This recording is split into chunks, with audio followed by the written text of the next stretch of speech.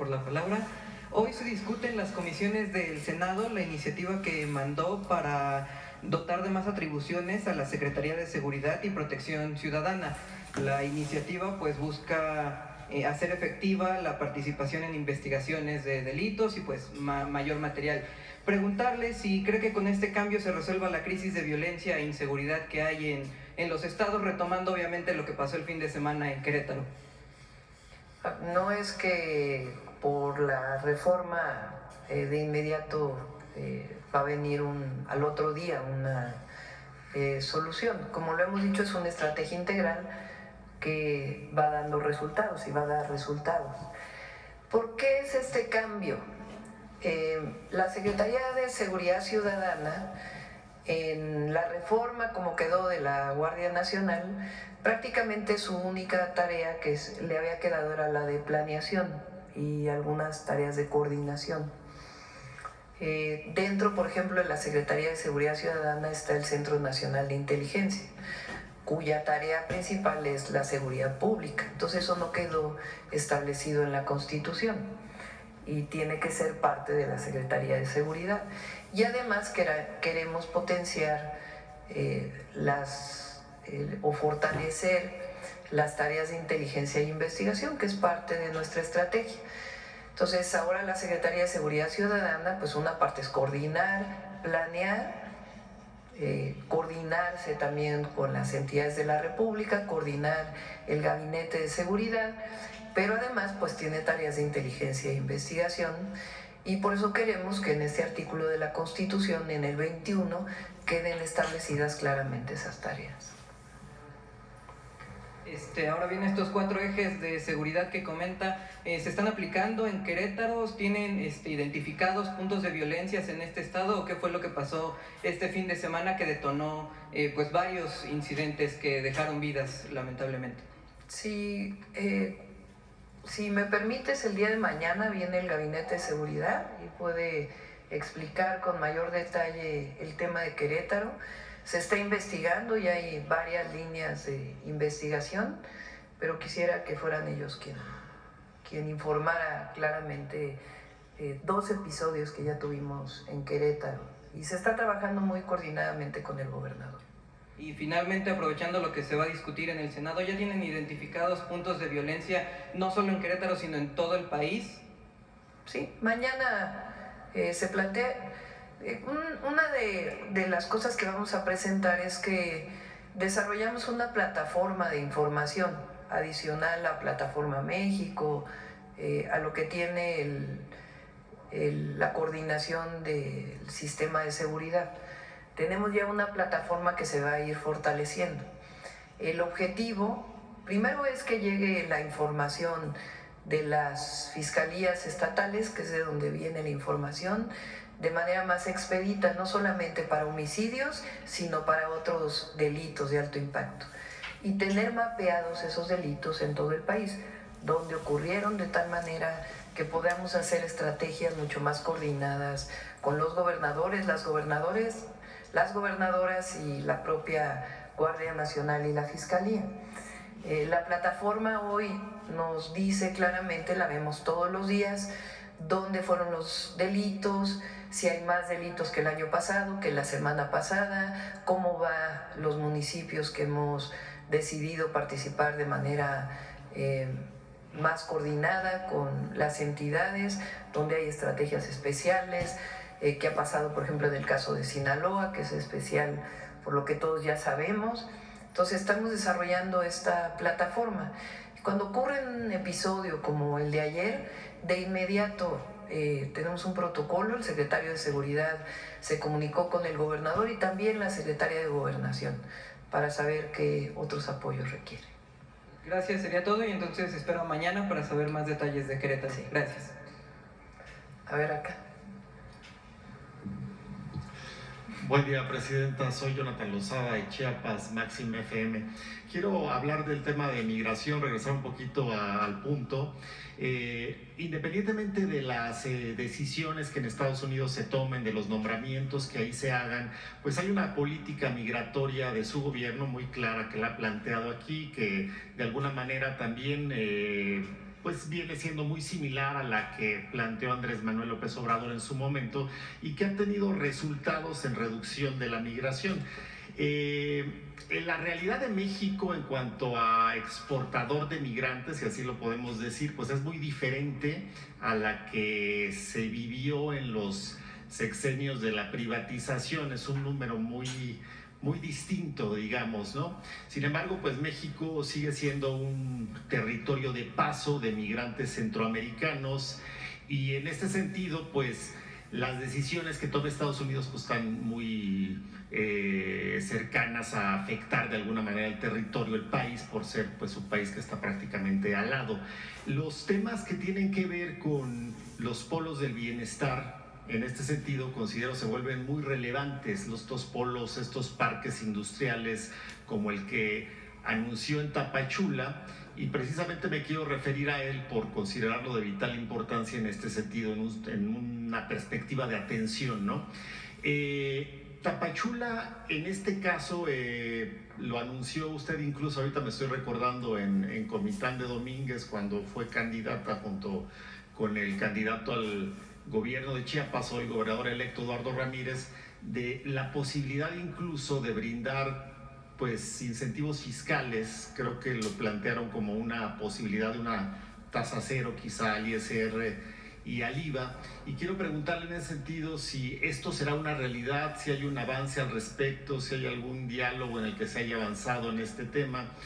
Y también lo quiero ligar al tema de cómo desde el gobierno federal se visualiza Chiapas, el estado, y la posibilidad de inversiones más amplias que las que puede tener pues un parque industrial, no únicamente en la zona fronteriza. Pues al final lo que se planteó en esa ocasión en Comitán es no únicamente pues dar quizá empleos a los chiapanecos de la zona, sino también a los migrantes que por alguna razón llegaran a estar ahí, ¿no?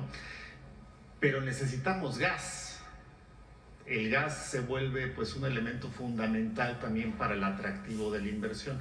Ya el gobernador electo Eduardo Ramírez había planteado recientemente la posibilidad de que pues a través, por supuesto, del trabajo en colaboración con la federación pudiese haber un abastecimiento de gas en Tapachula a través de la línea K del interoceánico. Quisiera plantear mis preguntas en ese sentido.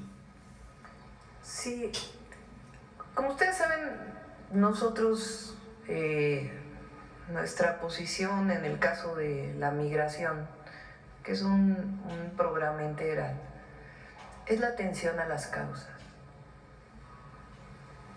Mientras no se atienda, la razón principal de la migración es la pobreza, lamentablemente.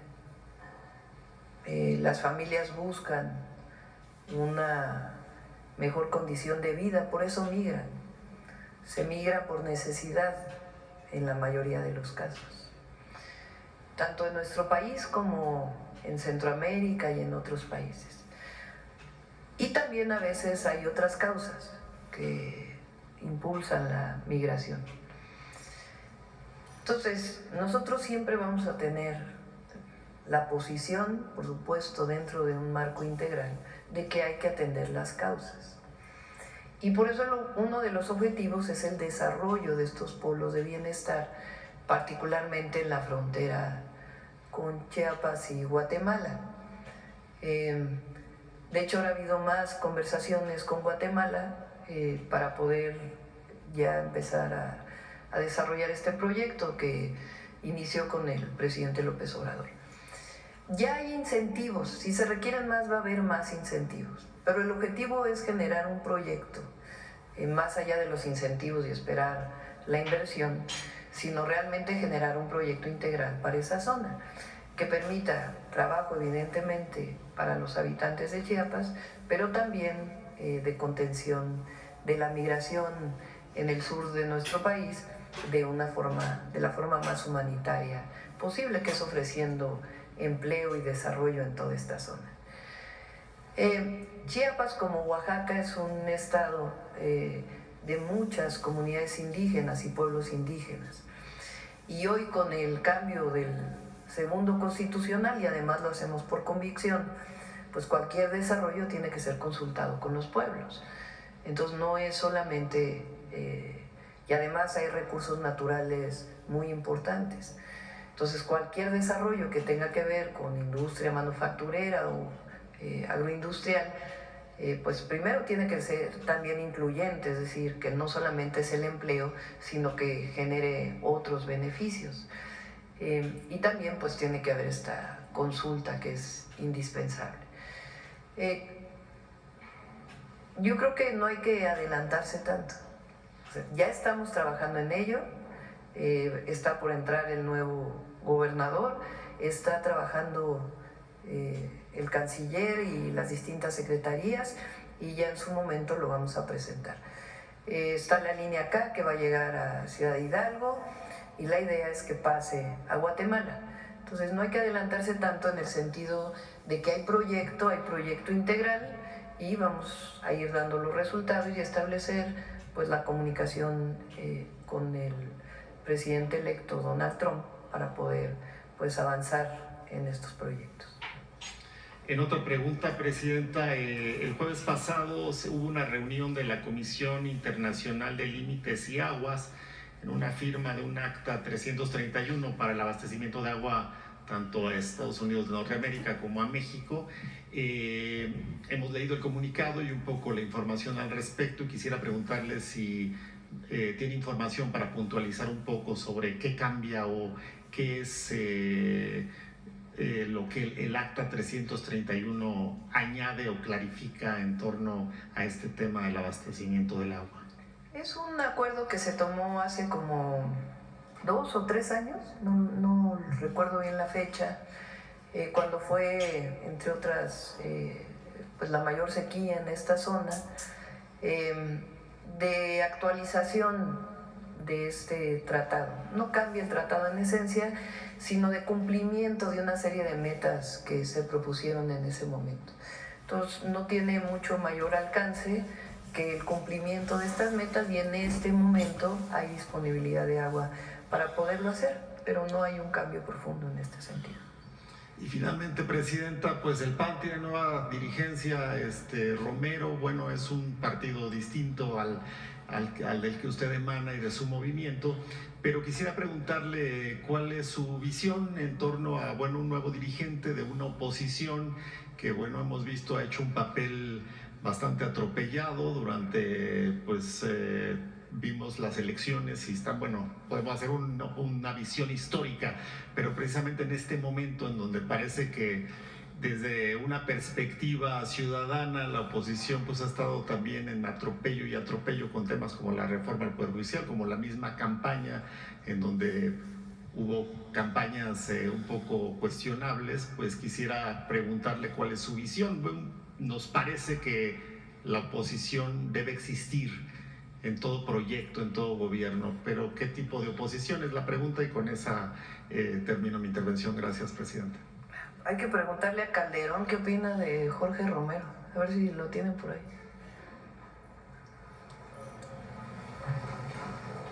En su libro dice: Jorge Romero, de la Ciudad de México, exdelegado en Benito Juárez, famoso por los casos de corrupción que constantemente empresas extorsionadas revelan. Un amigo suyo y sobrino mío me relató que dejó de trabajar con él cuando el propio Romero le confesó que asociaciones de ambulantes y otros le representaban a su grupo ganancias de 7 millones de pesos al mes. Con ellos, además, habían filtrado el padrón del PAN en toda la ciudad. Eso es lo que opina Calderón, que no es precisamente alguien que apoya la 4T, ¿verdad? Es el jefe del cártel inmobiliario, el presidente del PAN. Lo conocimos muy bien en la Ciudad de México. Probablemente no fueron los de abajo quienes revelaron, incluso los propios empresarios, como testigos revelaron el modus operandi de ese grupo muy corrupto de la alcaldía Benito Juárez. Entonces, pues ese es el hoy representante del Partido Acción Nacional. Y es parte del conservadurismo, que además ni siquiera se deciden si están de acuerdo o no con los programas sociales. En la campaña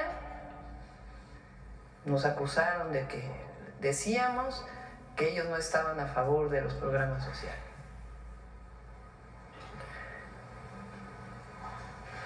Después, ahora cuando se hacen los programas de bienestar o sociales, parte de la Constitución, vota el PAN a favor en lo general. Luego aquí en la mañanera digo, ahora sí están a favor, pero ¿cómo si Marco Cortés dijo hace unas semanas o unos meses que su gran error en la campaña fue decir que estaban a favor de los programas sociales? Y entonces, como decimos eso, pues votan en la particular en contra. O sea, votan a favor en lo general, pero en contra en lo particular. O sea, ellos están en contra de los programas de bienestar. Pero en particular este grupo que llega hoy a la dirigencia del PAN, pues es un grupo conocido por los propios panistas, pues de estos esquemas de mucha corrupción que nacieron en esta alcaldía. Estos perros nunca van a cambiar. Así que digan, como ¿qué dice el dicho, renovación tuvo el Partido Acción perro que Nacional? traga No huevo, mucha, ¿verdad? aunque le quemes el hocico, nunca se le va a quitar la maña. La Secretaría de Gobernación siempre está ahí para dialogar eso. Pero sí es importante que pues, se conozca el antecedente.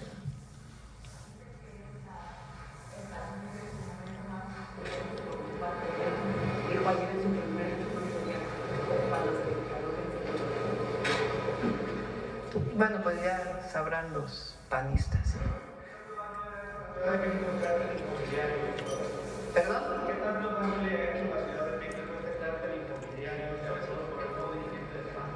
Pues en su momento, les platico si quieren muy rápido cómo fue que la fiscal general de justicia, entonces Ernestina Godoy, se dio cuenta de lo que pasaba. Hubo una explosión en un edificio hace años por un tanque de gas. Y entonces la fiscalía pues tiene que hacer investigaciones de oficio. Entonces empieza a hacer las investigaciones y se empieza a dar cuenta que los departamentos están a un mismo nombre. Y de ahí comienza a jalar el hilo y se empieza a dar cuenta que en otro edificio también y en otro edificio también. Y entonces empieza a dar cuenta que además violaban los usos de suelo. Que si, por ejemplo, solamente se podría construir 5 pisos, pues hay muchos edificios, particularmente en la Benito Juárez, que tienen 7 pisos, que tienen 8 pisos. Cuando empieza a salir esto, los habitantes de estos edificios comienzan a denunciar en la Fiscalía y en la Secretaría de Desarrollo Urbano y Vivienda que no pueden escriturar su edificio, porque en el plano está que tiene 5 pisos, pero ellos compraron en el 6º piso.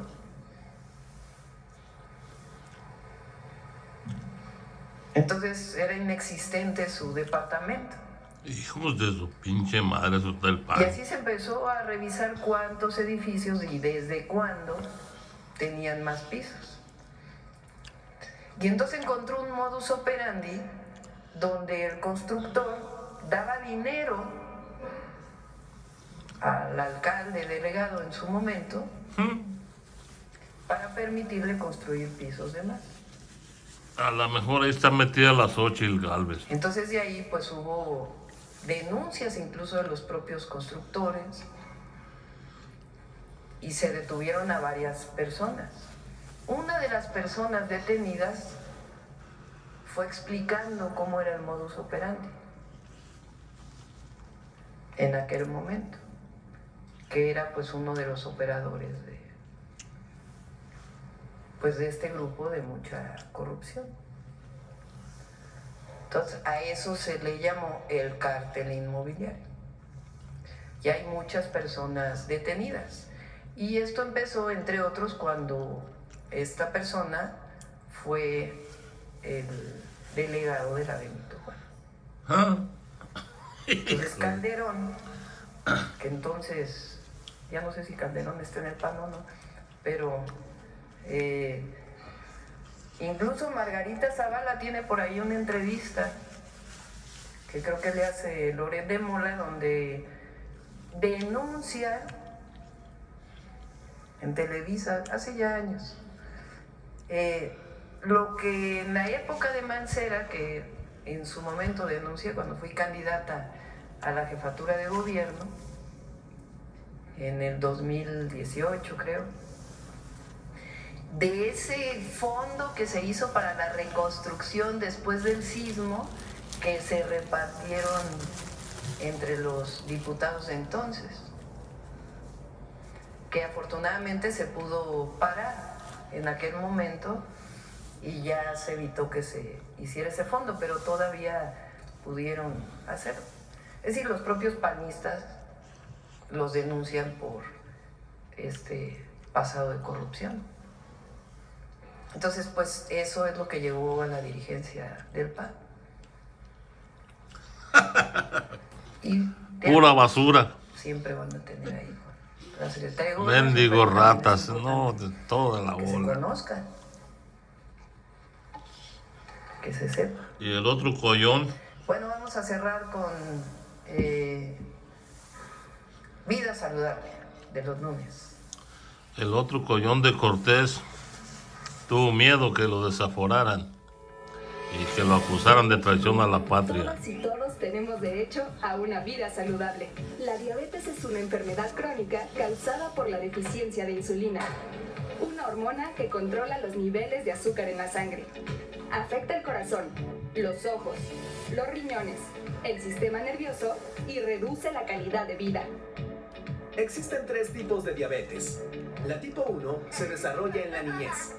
La tipo 2 suele comenzar en la edad adulta y está directamente relacionada con el consumo excesivo de azúcares. Y la gestacional, la tipo 3, que puede ocurrir en el embarazo. Todas son peligrosas, pero la diabetes tipo 2 es especialmente grave, porque representa más del 90% del total de casos en México, aunque puede prevenirse con bastante facilidad. Si comes mucha azúcar, tu páncreas tendrá que generar más insulina para compensarlo, hasta que no pueda más. Y ojo, en alimentos procesados como los cereales, casi la mitad de contenidos son azúcares. Y eso sin contar lo que tienen los refrescos, jugos, pastelitos y galletas. Entre muchos otros ejemplos. Por fortuna, puedes elegir la alimentación tradicional que nos heredaron nuestros ancestros, rica en cereales, verduras y hortalizas. Es muy importante que acudas a revisiones médicas en tu clínica o unidad de salud, porque la tercera parte de las personas que viven con diabetes no lo saben. La prueba es muy sencilla y rápida, y en las unidades del sector salud es gratuita. Si la medición supera 100 en ayuno, es muy factible que tengas prediabetes. Es urgente atenderla. Tu médico te ayudará a prevenir y detectar cualquier factor de riesgo, con el seguimiento y tratamiento adecuados. Ojo, si tienes sed excesiva, fatiga constante, visión borrosa o heridas que tardan en sanar, ve a consulta cuanto antes. Comparte esta información, cuídate y cuida a las demás personas, porque la vida saludable está al alcance de todas y todos. Alimenta bien tu vida. Cerramos los lunes con Come frutas y verduras. Muchas gracias a todos, nos vemos mañana. ¿Perdón? Ah, no. Vienen los gobernadores, ya me acordé, del IMSS Bienestar, que están con convenio con el IMSS Bienestar. A la 1 de la tarde, vienen aquí. Los que ya tienen convenio. Y los que Yucatán creo que viene, que ya va adelantado también a firmar el convenio. Gracias.